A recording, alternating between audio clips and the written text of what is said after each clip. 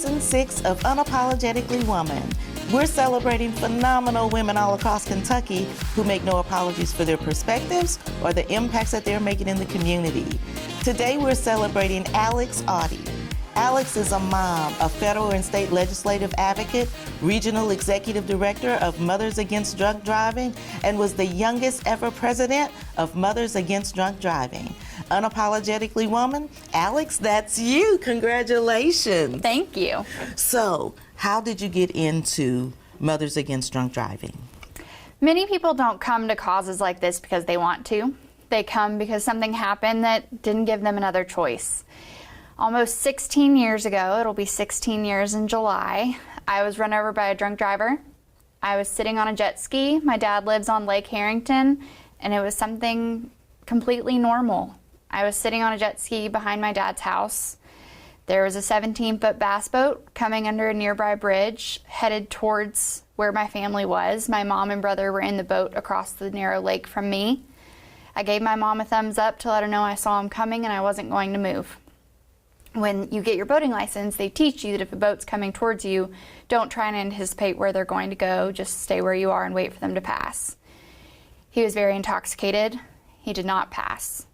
He was headed towards my mom and my brother. My mom screamed. He banked to the left and never straightened up. And because of his choice to consume alcohol and get behind the wheel, my life was never going to be the same. I wanted to be the last little girl this would ever happen to. And nearly 16 years later, I know that I wasn't. But I'll continue to fight until there is. How old were you when this accident happened? I was 13. How did that affect you? There's absolutely no way in which it didn't affect me. I sustained life-threatening and lifelong injuries from head to toe, including a traumatic brain injury classified as shaken baby syndrome. I shattered my jaw, so my face is entirely metal from here to here. I had at least one surgery a year on my jaw for 11 years after the crash. Broke my neck, broke my collarbone, lacerated my liver, shattered both of my femurs because when I was thrown off the jet ski, I was holding on so tightly with my legs. I don't remember, but presumably because I was scared, that when I was thrown off, I took the handlebars with me. They were unable to put my femurs back together, so I now have metal rods in place of bone in both of my thighs. And when the boat landed on top of me, the propeller landed on both of my legs. My left leg was under the water just enough that it only required stitches, but my right leg was completely severed by the propeller. I spent many weeks in the hospital, a week in rehab, and 3.5 months in a wheelchair, and to no fault of my own, this was my new life. Every single thing changed. And as much as I am not and refuse to be defined by the choices that he made, there are still things that come up. When I get up with my girls in the night, I have to put a leg on. My baby may cry for a little bit longer because I have to wake up and take the time to put a leg on. My life will never be the same, and there will never be a single second that I get to forget what he did. But all I can do is make the next right choice. When you were going through all of this, I know it must have taken a tremendous amount of strength, not just from you, but from your mom, your family. How was that with coping with everything that was going on and unexpected? Everyone copes a little different. My mom, of course, holds a lot of anger toward the man that made this decision. I don't. I have long forgiven him, not because he deserved it or because he asked for it, and he will never be sorry. He has said that. But excuse me, he said he will never be sorry? Yes. He said at his arraignment that he didn't do anything wrong and I shouldn't have been on the water. And so it's not his fault, is what he said. But I know that me being angry at him just gives a man more power over my life than he ever deserved, and I have no intention of doing that. My dad was very focused on making sure that he could provide for me to be able to walk and my medical bills and all of those things. So everyone copes a little different. I'm a lot like my dad, and he told me very soon after the crash that everyone makes choices. And nothing that I could have done would have changed what happened. It wasn't my choice. Everything that happened that day was his choice, was Sammy Hackler's choice to consume alcohol and get behind the wheel. But every single thing that would happen after would be my choice. And no one would ever say a word if I chose never to get out of bed again. But it was up to me to figure out what I wanted to do. And I'm really proud of my choices. And here you are, you got out of the bed. Girl, you got out of the bed and you decided, I'm going to make a difference. I don't want this to happen to anybody else. I can do something about it. Absolutely. And so that took you to, where did you go from there? Because you are very young. Took me to 8th grade first. And very quickly after the crash, I got involved with Mothers Against Drunk Driving. My first real memory is that they came to his arraignment, where I was in a wheelchair and a neck brace and had to look him in the eyes when he said he didn't do anything wrong. And so they were with my family throughout that process. And so I knew that I didn't want what happened to me to happen to anyone else. We got involved very soon, passing legislation. In 2015, I was 18, almost truant from high school because of how much time I spent at the state capitol to pass ignition interlock legislation. Some things are very important, and that's It was worth it. That's a learning time, too. And so we were able to pass that, and I was named the Advocate of the Year in DC for that work, and knew that that was only the beginning. I went to college at UK and wanted to be the next Erin Andrews. I wanted to spend my life on the sideline of a football field. Because you were a professional photographer for several years, right? Yes, and that was the dream. But I came to the conclusion that there is a reason that I'm here, and it maybe wasn't to be Erin Andrews. And so from there, I went to work at the National Association of State Boating Law Administrators and did 2 years of federally funded research on drawing a parallel between boating under the influence and driving under the influence. I was given an invitation and an opportunity to serve as MAD's national president. In 2020 was when the application window opened. And I remember telling my boss at the time, don't worry about it. Every national president before has been a mom who lost a child and has, of course, been 30 plus years older than me. So I have to put my name in because they asked, but don't worry.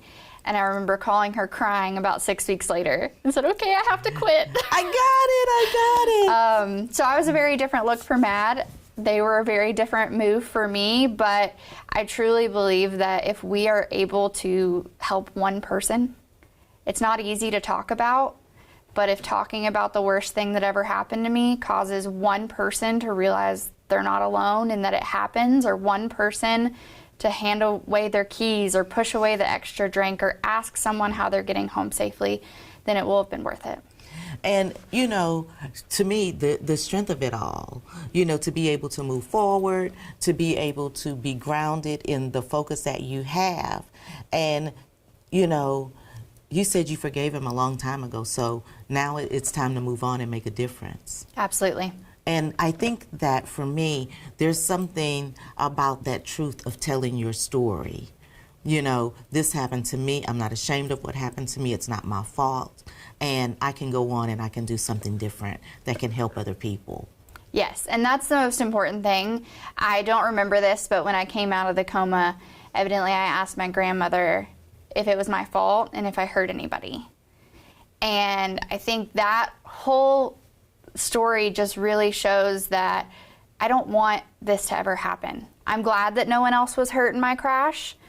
I'm glad that it was me because I was able to handle it, but I don't want anyone else to ever have to handle what I do. I always say I wouldn't change my crash if I could, but I also wouldn't wish my life on my worst enemy. What are some of the struggles that you have now that linger because of that? Every single day there's pain. I broke my neck. There's no way to not have pain associated with that. My face, will never have complete feeling back in my chin because when they did the surgery on my jaw, they did it all from inside my mouth, which was great. As a 13-year-old, I don't have scars on my face. But it does mean that there was a lot of stretching and a lot of different surgeries over the years to make that all work. I do know that my teeth are going to fall out eventually. The boat knocked out the entire root system of my bottom teeth. I have teeth for now, so there will never be a day without pain. There will never be a day that I get to be oblivious about violent crime or that people get to make choices. And like I said, I wake up and put a leg on every morning, and there will never be a single second that I get to forget his choice. One of the hardest things for me recently has been that I'm a mom. I have 2 little girls. We didn't expect that I would be able to have kids based on the trauma of the crash, so I'm very grateful for my babies. But with that, my 2-year-old does swim class. And because I have a prosthetic leg, I have to wear a special leg because my normal leg can't get wet. She's 2, so she, it's normal for her. And just a few months ago, she was in a level swim class where we swim with her, and we got to swim class. I realized that I had forgotten my leg. And so I didn't want to no-call, no-show, and so I walked in and I said, I'm very sorry, but we can't swim today. I didn't bring my leg, and so we'll have to reschedule. And my daughter screamed and cried, "Mommy, swim!" And that was devastating. Not because, of course, she didn't understand, but other moms wouldn't have, I had the swimsuit, I had the towel. Other moms wouldn't have had to worry about forgetting their leg. Mm-hmm. And so there are still things that, as much as I am proud of the choices that I've made and would not change what happened to me, there are always going to be things that make it hard. And so, what legislation have you worked on and gotten passed to try to eliminate, boating under the influence, driving under the influence? So in Kentucky specifically, we've worked on ignition interlock legislation, which puts basically breathalyzers in the car of repeat DUI offenders so that they can't continue to drive impaired. We've also worked on look-back legislation, which was the amount of time that someone could be considered a repeat offender before the DUI basically falls off the record. We increased that from 5 years to 10 years, given the fact that we were still in civil trial 5 years after my crash. 5 years is, unfortunately, a blip when it comes to criminal court. Also federally, I have worked on something called the AAA Study Act, which is working toward insurance fairness for prosthetics. Insurance companies currently will pay for a hip or a knee replacement just because you need it, but they will not pay for prosthetics outside the body in the same way. There's a much higher burden of medical necessity. So you're saying the insurance company wouldn't pay for it? Unfortunately, with the leg I wear currently, health insurance decided it was not medically necessary. And that is a challenge faced by amputees all across the country, regardless of why it happened or how long it's been. And so that is some federal legislation that we passed to really get insurance companies and the federal government to look at how prosthetics are or are not covered by private insurance. Finally, we have worked on, and I was able to champion the HALT Act, which is the Honoring the Abbas Family Legacy to Terminate Drunk Driving Act. The Abbas family was a family of 5 that just so happened to be killed here in Kentucky. They lived in Michigan and were on vacation in Florida and were driving home when they were hit by a wrong-way drunk driver on I-75 around exit 108, and they were killed several years ago. It's awful. So awful. It was a mom and a dad and their 3 kids, and they were killed on impact.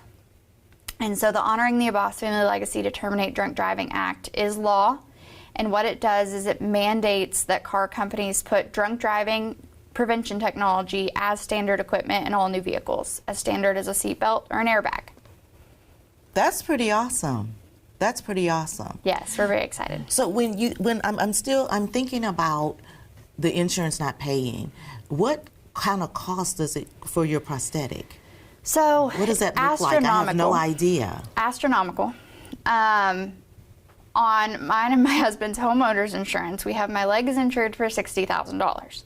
Because if my house were to burn down, and if I was asleep and had to hop out of the house with my babies, I wouldn't have a leg the next day. The ankle part, I'm very grateful for my doctor in that they were willing to help in any way that they could with cutting costs. But just this black part cost me $8,000 out of pocket last year. That's crippling. And none of that went toward my deductible.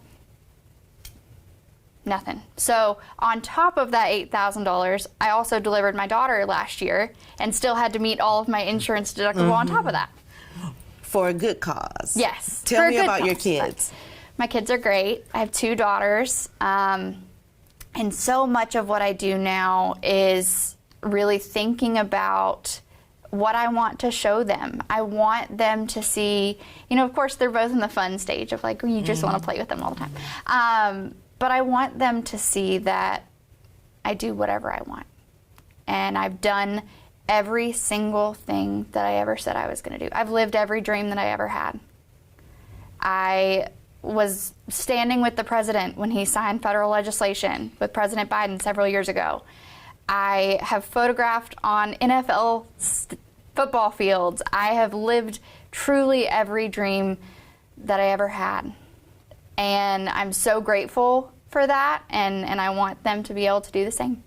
And I think with the way that you lead your family, you and your husband is a police officer, I think that they will pick up on that and, just kind of model what you guys are teaching them.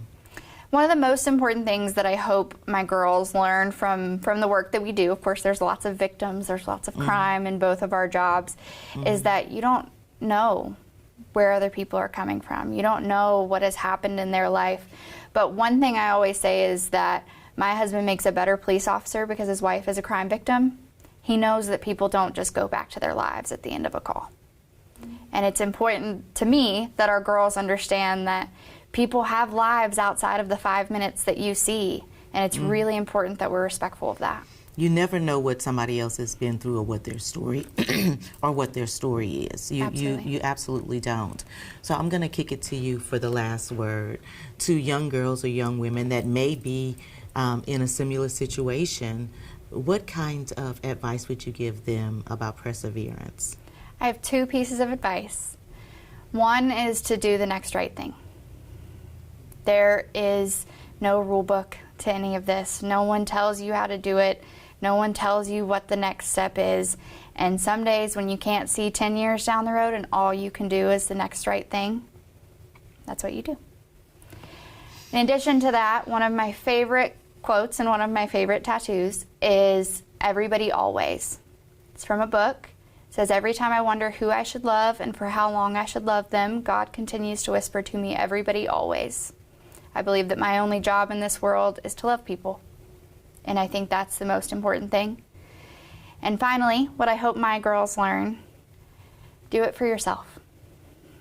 There are so many things that I do now, paying more attention to mental health, taking a step back when I realize that a case we're working is really hitting home for me. But I do those things now because that's what I want for my daughters. I wish I would have done it for myself. So beautiful. Thank you. So beautiful. You guys, you've heard everything that you need to hear today from Alex about perseverance. And when she talks about doing it for yourself and that she's done in spite of everything that has happened, she has done every single thing that she wants to do. And that means you can too.